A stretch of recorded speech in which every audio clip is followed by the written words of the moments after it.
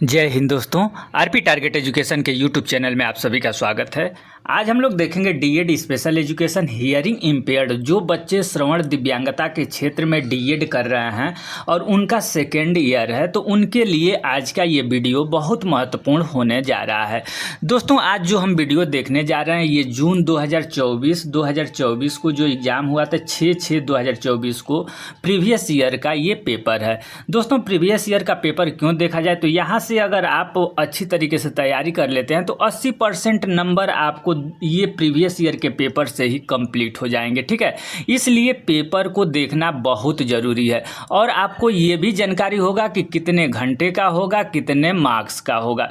तो दोस्तों, आप जब फर्स्ट ईयर में थे तो 6 सब्जेक्ट का एग्ज़ाम दिए थे, 6 पेपर आपने कंप्लीट किया था और 6 पेपर जो दिए थे उसके बाद यहाँ से आपका पेपर नंबर 7 शुरू होता है सेकेंड ईयर में। दोस्तों, सेकेंड ईयर में आपका पेपर नंबर 7 से शुरू होता है और 7वां जो पेपर है ये है आपका education in the imaging Indian society and social administration.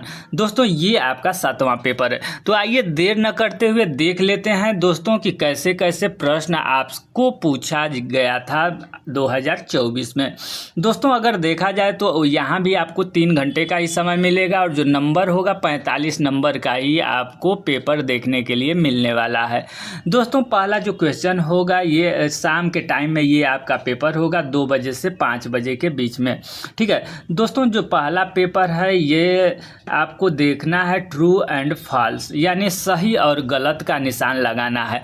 दोस्तों, बहुत सारे स्टूडेंट्स ये भी पूछ रहे थे फर्स्ट ईयर में, जब आप पेपर दे लिए हैं तब तो कोई दिक्कत नहीं, आप जिस तरीके से लिखे होंगे।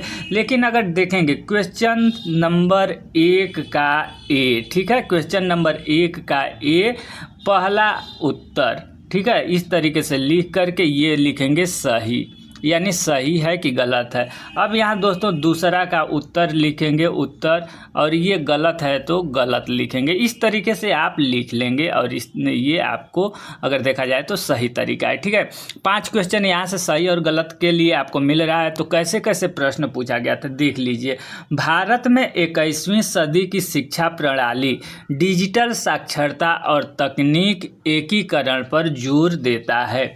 उसके बाद ये आप देखेंगे सही है या गलत। तो 2021 आप देखेंगे 21वीं सदी में आप डिजिटल साक्षरता ज़्यादातर सामने आया है, तो ये आपको अगर देखा जाए तो ये सही होगा।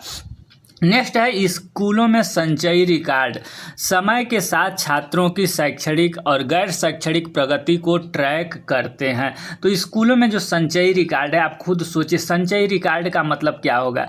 स्कूल में जो बच्चे पढ़ते हैं उनका जो पेपर का रिकॉर्ड होता है कि फर्स्ट ईयर में कितना नंबर आया, सेकेंड ईयर में, फर्स्ट सेमेस्टर, थर्ड, उन लोगों का पूरा रिकॉर्ड रखा जाता है। तो क्या यह जो रिकॉर्ड होता है शैक्षणिक और गैर शैक्षणिक प्रगति को ट्रैक, यानी कितना वो तेज है, क्या उसकी स्थिति है, उसको जानने में ये मदद करता है। तो हाँ जी, ये मदद करता है। दोस्तों, कोठारी आयोग मुख्य रूप से माध्यमिक शिक्षा सुधार से संबंधित था।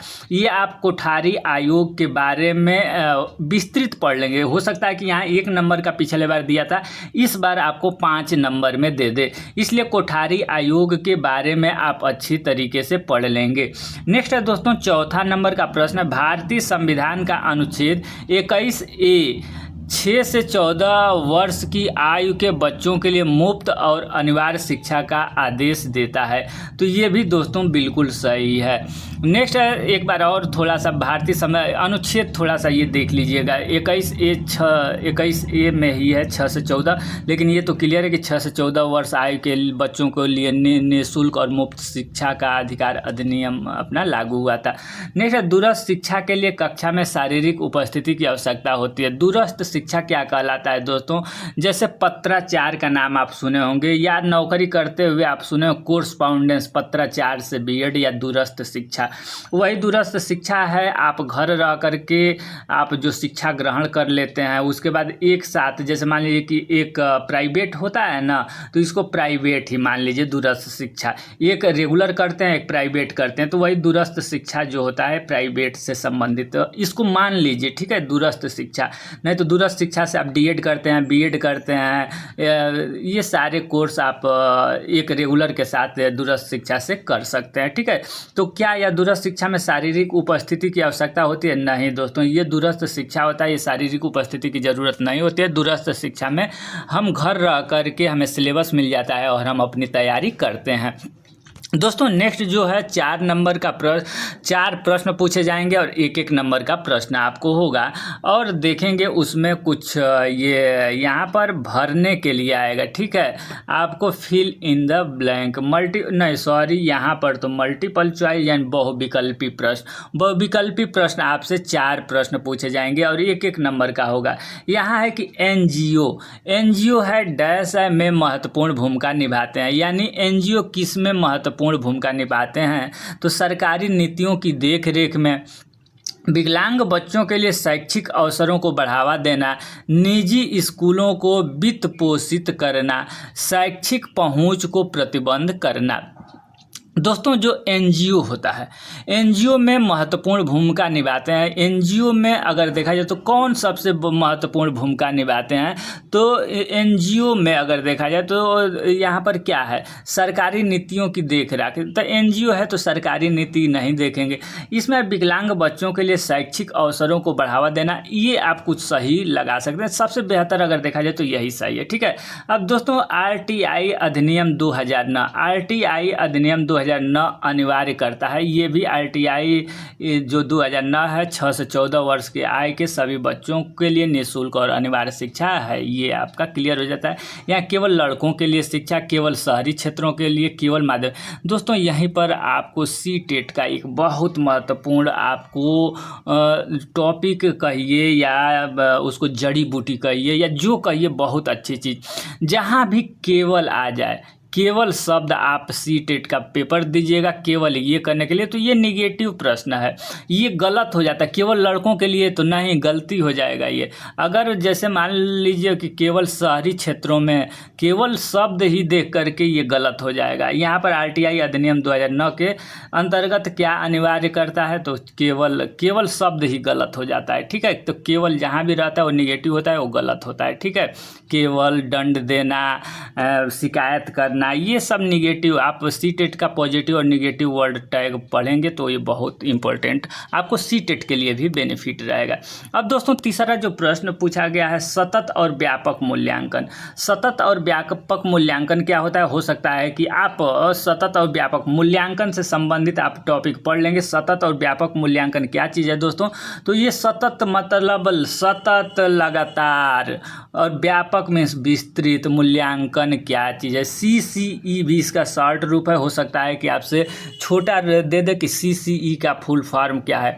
तो सतत एवं व्यापक मूल्यांकन, ये आपको याद रखेंगे। ठीक है दोस्तों, अब है कि एक बात और हम बता देना चाहते हैं। जैसे मान लीजिए कि आपको इंग्लिश नहीं आता है, ठीक है, इंग्लिश आप नहीं लिखोगे, जैसे कोक्यूलर एंड क्यूरिकुलर प्रोग्रेस अपना ये है, तो इसको आप हिंदी में भी लिख सकते हैं। ठीक है, जैसे कोक्यूरिल या असेसमेंट का स्पेलिंग आपको नहीं आ रहा है तो आप असेसमेंट लिख सकते हैं। ठीक है, असेसमेंट लिख दीजिए। ठीक है, कोई दिक्कत नहीं होगा और आपको नंबर उतना ही मिलेगा। ठीक है, तो आप जैसे किसी चीज़ का फुल फॉर्म भी पूछ रहा है, जैसे यहाँ CCE का फुल फॉर्म यहाँ पर लिखा है ना, काउंसलिंग कंटिन्यूअस है, या देख लीजिए क्या है, कंटिन्यूअस हो सकता है, कंटिन्यूअस एंड कम्प्रिहेंसिव इवैल्यूएशन। तो इसको आप इंग्लिश नहीं याद आ रहा है तो हिंदी में भी लिख सकते हैं, कहने का मतलब ये है। ठीक है, तो अब देख लेते हैं नेक्स्ट दोस्तों, सतत एवं व्यापक मूल्यांकन हम आपको बता रहे थे। तो सतत एवं व्यापक मूल्यांकन यानी लगातार जो मूल्यांकन चलता है, क्लास में आप पढ़ा रहे हैं और लगातार बच्चों से जो प्रश्न उत्तर करते हैं, ये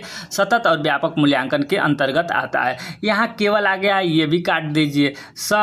पाठ्यक्रम गतिविधियों को अनदेखा करना, ये भी काट दीजिए। छात्र विकास में असंबंधित है, ये भी काट दीजिए। असंबंधित यानी ये सब निगेटिव है। सतत और व्यापक मूल्यांकन क्या है? तो यह शैक्षणिक और पाठ्यक्रम दोनों पहलुओं का मूल्यांकन करता है और ये लगातार करता रहता है। ठीक है, तो केवल, अनदेखा, असंबंधित, ये सब इस तरीके का देखिएगा तो आप काट दीजिएगा, ठीक है। अगर पॉजिटिव में क्वेश्चन है तब, निगेटिव में रहेगा तो यही सही रहेगा। जैसे कि सतत और व्यापक मूल्यांकन में क्या नहीं करना चाहिए या क्या नहीं करता है, तो केवल जहाँ रहेगा वही सही रहेगा, ठीक है। तो ये निगेटिव प्रश्न जब नहीं में पूछ देगा तब ये सही हो जाएगा। और जब पॉजिटिव में पूछ रहा है, पॉजिटिव का मतलब सतत और व्यापक मूल्यांकन क्या है, तो यह है दोस्तों शैक्षणिक और पाठ्यक्रम दोनों पहलुओं का मूल्यांकन करता है। और पूछ देगा सतत और व्यापक मूल्यांकन क्या नहीं करता है, तो केवल परीक्षाओं पर ध्यान केंद्रित नहीं करता है, पर पाठ्यक्रम गतिविधियों को अनदेखा नहीं करता है, छात्र विकास में असंबंधित नहीं करता है, ठीक है। अब नेक्स्ट दोस्तों चौथा प्रश्न हम लोग देख लेते हैं। चौथा प्रश्न क्या होता है, संचयी रिकॉर्ड। संचयी रिकॉर्ड ट्रैक करते हैं दोस्तों। संचयी रिकॉर्ड क्या होता है, तो केवल है तो यहाँ पर काट ही दीजिए, केवल उपस्थिति या केवल व्यवहार संबंधी। यहाँ तो ऐसे ही केवल आप देख करके केवल जहाँ भी है उसको गलती कर दीजिए और उसके समय के साथ पाठ्यक्रम और सह पाठ्यक्रम प्रगति ये आप सही कर दीजिए। यानी ये तो बहुत आसान शब्द आपको मिल गया दोस्तों। केवल जहाँ भी दिख रहा है यहाँ पर 3 केवल दिखा तो तीनों काट दीजिए, कंफर्म है कि ये सही होगा।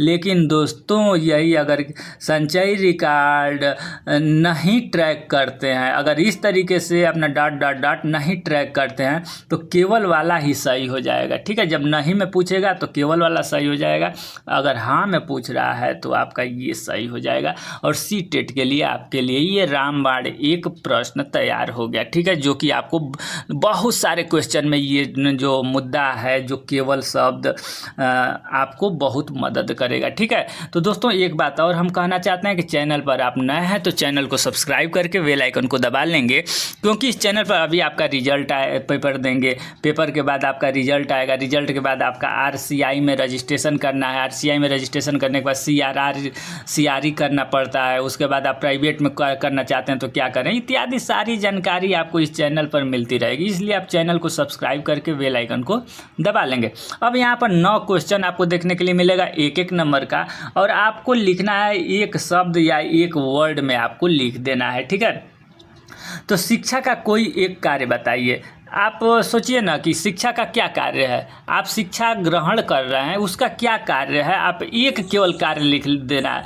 तो समाज में अपने आप को मुख्य धारा में जोड़ने के लिए शिक्षा का महत्व स्थान है।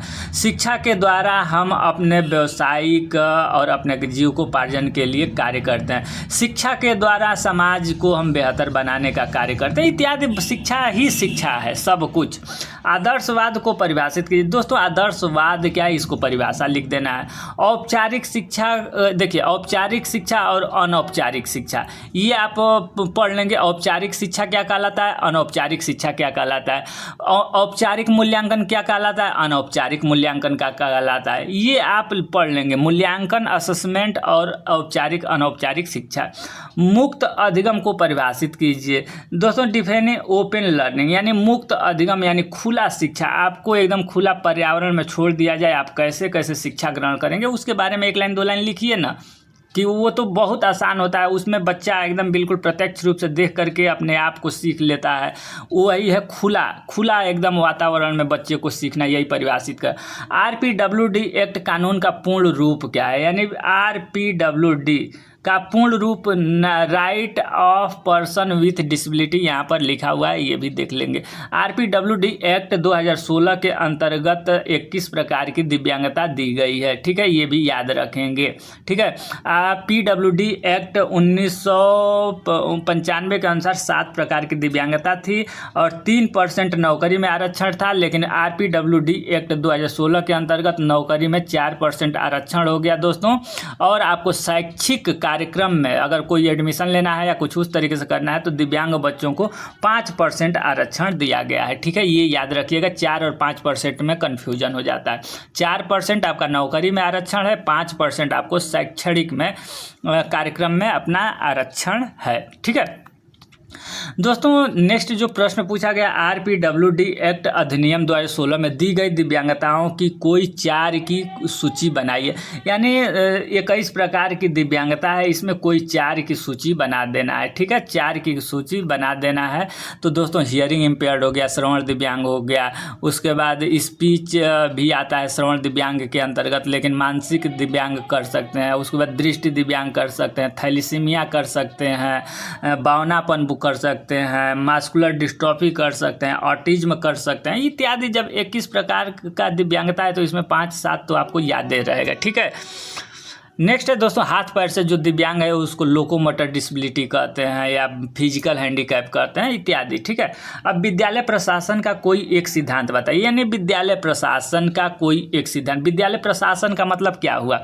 जो प्रबंधक होता है, प्रबंधक प्रशासन, विद्यालय में कोई एक सिद्धांत बताइए ना। उस स्कूल को देखिए, उसका सिद्धांत बताइए कि हाँ एकदम स्ट्रिक्ट होना चाहिए। प्रबंधक को किस सूर्य प्रबंधक है, उसके चारों तरफ जो टीचर हैं वो ग्रह हैं इत्यादि। ये सब सिद्धांत है कि बच्चों को कैसे शिक्षा देना है, हमें हमारे बच्चे अपने ये जो भी इस तरीके से आप लिख सकते हैं। महात्मा गांधी द्वारा दी गई शिक्षा के किसी एक उद्देश्य को लिखिए। महात्मा गांधी जो हैं उनके द्वारा शिक्षा दी गई उद्देश्य को लिख देना। दोस्तों अब यहाँ पर आता है प्रश्न, आता है शॉर्ट प्रश्न, शॉर्ट नोट प्रश्न। 4x3 यानी 4 प्रश्न, यहाँ 6 प्रश्न दिया गया है, इसमें से 4 प्रश्न करना है और 3 नंबर का एक प्रश्न होगा, यानी 12 नंबर यहाँ से आपको मिलने वाला है। ठीक है, अब गैर और औपचारिक शिक्षा, अभी हम बोले कि नॉन फॉर्मल एजुकेशन। ठीक है, फॉर्मल एजुकेशन और नॉन फॉर्मल एजुकेशन, औपचारिक और अनौपचारिक शिक्षा। जरूर एक बार आप देख लीजिए, औपचारिक शिक्षा क्या कहलाता है, अनौपचारिक शिक्षा क्या कहलाता है। या बुक पढ़े होंगे तो आपको कन्फर्म होंगे। ठीक है, नेक्स्ट है मानववाद क्या कहलाता है। दोस्तों मानववाद क्या कहलाता है, इसके बारे में आपको लिखना है।